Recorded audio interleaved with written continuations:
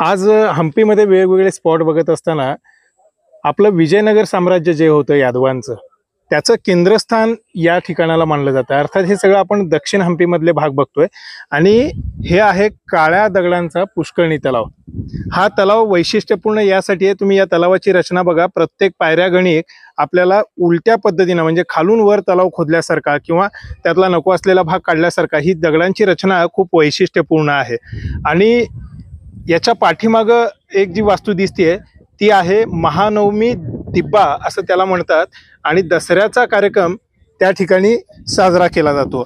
या तलावाचं वैशिष्ट्य आणखी एक सांगता येईल तुम्हाला, समोर एक जी शिवलिंगाचा आपण समोरचा भाग असतो ना त्या पद्धतीने जे दिसतं, दोन्ही बाजूनं हे पिल्लर सारखे जे रचलेले दगड दिसत आहेत त्यावरून पाणी येतं आणि ते पाणी या तलावात पडतं।